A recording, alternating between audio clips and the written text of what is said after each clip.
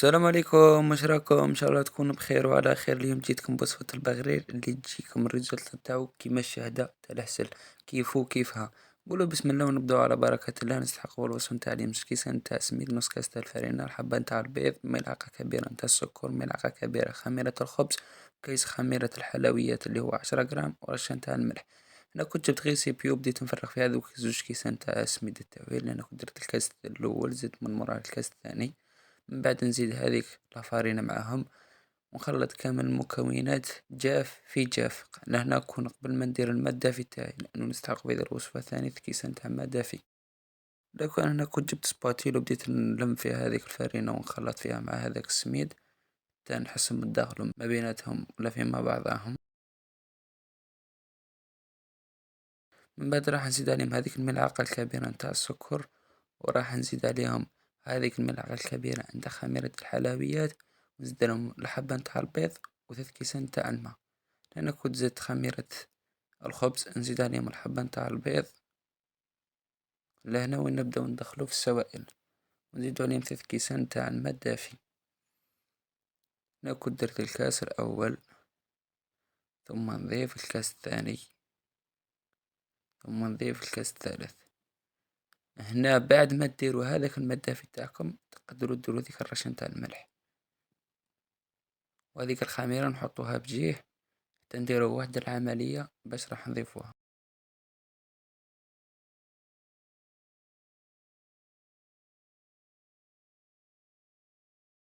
لأن أنا أول مرحلة روحت جبت الفوي تاعي وبديت نخلط في هذاك المزج كامل حتى ينطلق لي. من بعد ما ينطلق لي ونحسن باللي يتمزجوا شوية فيما بيناتهم، أنا نروح لهنايا نجيب لو براميكسور تاعي، ونبدأ نطلع فيه هذاك المزج تاع البغرير تاعي. لأن بعد ما كملت الخدمة هذاك الفوي، رحت جبت البراميكسور تاعي وبديت نخدم بيه، ونبدأ نطلع فيه هذاك المزج تاعي. لأنه البراميكسور يعطيك واحد الريزلت هايلة على الفوي.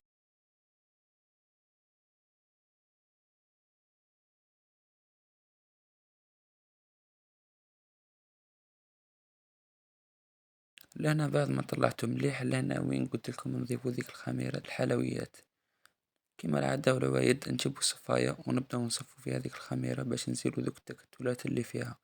شوفوا لي لهنا ذوك التكتلات اللي راني نقول لكم عليهم، انا لهنا نكون نلحم بيدي في هذيك الصفاية.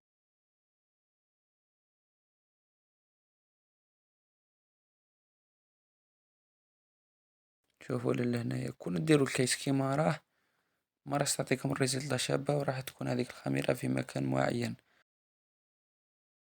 بعد نرجع ثاني نبدأ نطلع فيها بالبراميكسور تاعي حتى نحصل على مزيج متجانس، وندخل ديك الخمارة كامل في هذاك الخليط.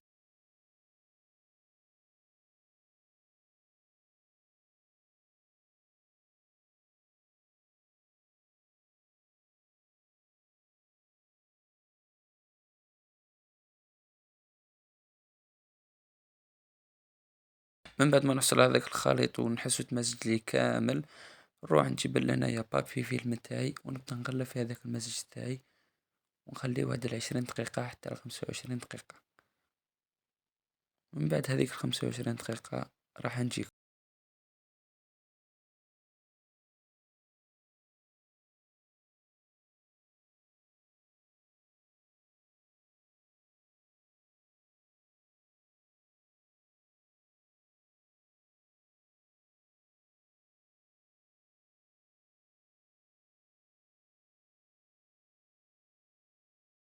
لهنا بعد ما جزت لي هذيك ال20 دقيقة، نجي نقلع هذاك البابي فيلم تاعي، ونعاود نمزج كامل هذاك المزيج.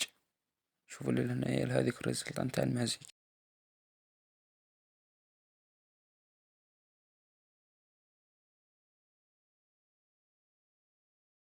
من بعد انا كنت لهنايا خدمت بالطاجين نتاع الطين، كيما نتوما تقدروا تخدموا بطاوة ولا مقلة تكون ثقيلة، كل واحد وكيفاش يحبوا.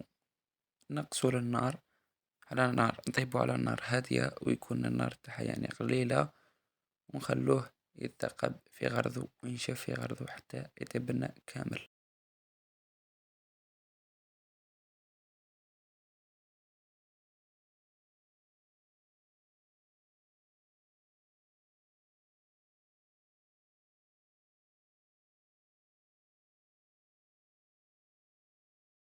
شوفوا لي لهنا بعد ما بدا ينشف كيفاش هاد دوك الثقاب تاعو، قلت لكم كيفو كيف الشهادة تاع العسل، كيف.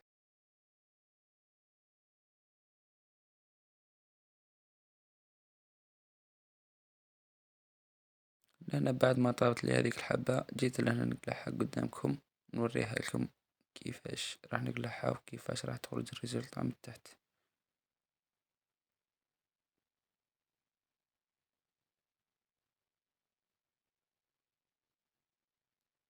شوفوا لي لهنايا كيفاش خرجت لي هذيك الحبة.